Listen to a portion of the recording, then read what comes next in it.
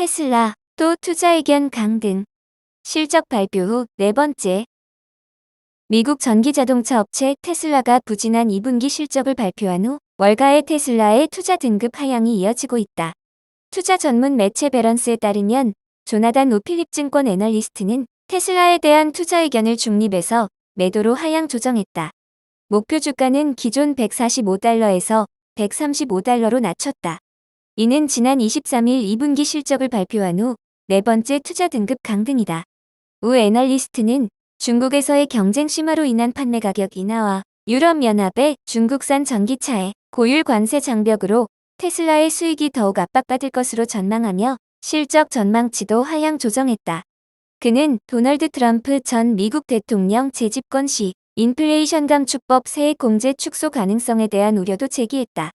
우 애널리스트는 일론 머스크 최고 경영자 중심으로 한 경영진이 실적 발표 후 내놓은 발언이 회사에 대한 우려를 불식시키기에 충분하지 않았다고 지적했다. 이 애널리스트는 머스크와 테슬라가 자율주행 무인 택시인 로보택시와 옵티머스 휴머노이드 로봇에 대한 과도한 계획에 집중하고 있고 실적 개선에는 관심이 없다고 주장했다.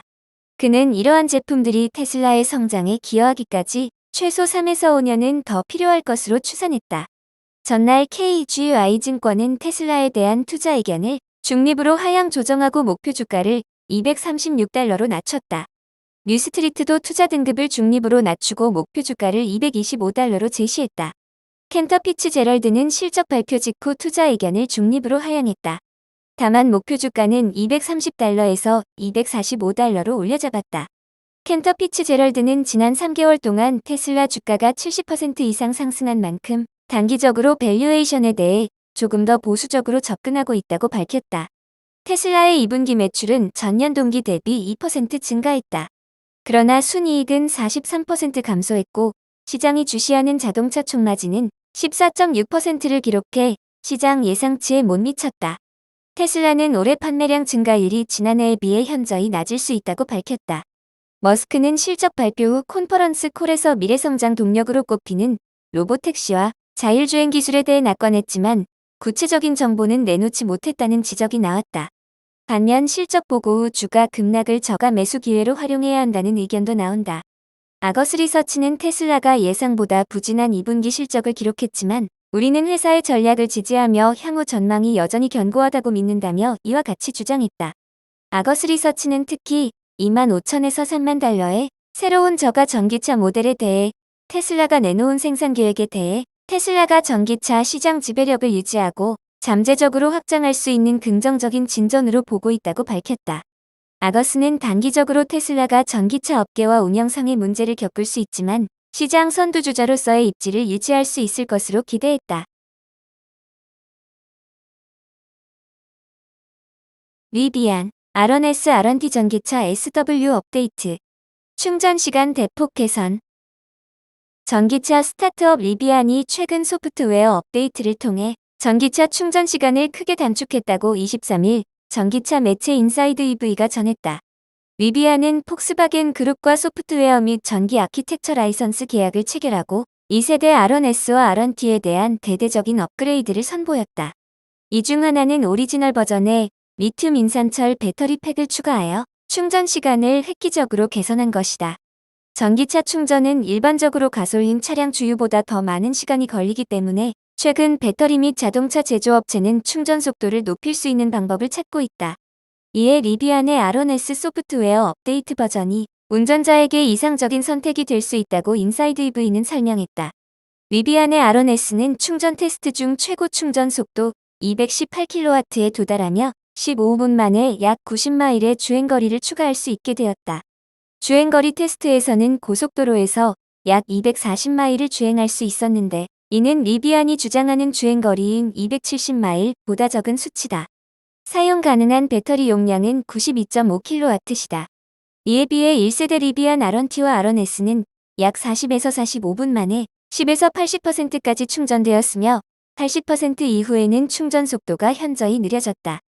128.1kW 시 대용량 팩이 장착된 초기 출시 에디션 모델은 72분 만에 10에서 90%까지 충전되었다.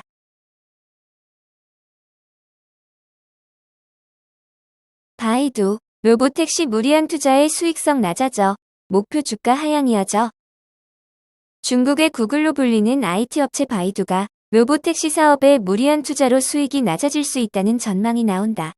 이에 금융사들은 바이두 목표 주가를 잇따라 하향 조정하는 분위기가 나타나고 있다. 블룸버그에 따르면 투자은행 골드만삭스와 증권사 모간 스탠리를 포함 최소 7곳의 금융사들이 지난 2주 동안 바이두 목표 주가를 낮춰 잡았다. 바이두가 실망스러울 정도로 수익을 내지 못하고 있다는 점이 목표 주가 주라향의 이유로 제시됐다. 투자은행 JP모간은 바이두가 자율주행 차량 우출 서비스 플랫폼인 아폴로 고 사업 확장을 위해 일반 택시보다 저렴한 가격으로 할인을 제공하다 보니 재정에 타격을 입었다라고 설명했다. 아폴로 고 요금은 10km에 4에서 16위안 수준으로 18에서 30위안을 받는 일반 택시보다 저렴한 것으로 알려졌다. 바이두는 2021년부터 중국 베이징과 우한 등을 포함한 11곳 도시에서 아폴로 고를 운영 중이다. 상하이에서도 7월 4일부로 자율주행 무인 차량 시범 운행을 공식 승인받아 기대감을 키웠다. 바이두는 2024년 연말까지 중국 우한에서 자율주행 사업 관련 손익분기점을 달성하고 2025년에는 흑자 구간에 진입할 목표를 발표했다. 하지만 투자업계에서 냉담한 반응을 보이고 있는 셈이다. 단기간에 본격적 사업화가 가능할지 의문이라는 점도 투자를 주저하게 만드는 요소로 지목됐다. 바이두가 무인 택시를 늘릴수록 택시 운전사들 실업률이 늘어나는 데다 안전 문제가 꼬리표처럼 따라 붙다 보니 부정적인 여론에 밀려 상용화 시점이 불투명하다는 것이다. 펀드평가사 모닝스타 소속인 카이왕 분석가는 블룸버그를 통해 본격적 사업화 시점이 최소 3에서 5년 이후에나 가능할 것으로 본다라고 짚었다. 바이두의 올해 2분기 매출 성장률은 1.2% 정도로 추산되는데 이는 2022년 이후 가장 낮은 수준이라는 설명도 전해졌다. 다만 블룸버그는 무인택시 자체는 50억 달러 규모로 크게 성장할 잠재력을 갖췄다고 짚으며 바이두가 중장기적으로는 수혜를 볼 수 있다고 덧붙였다.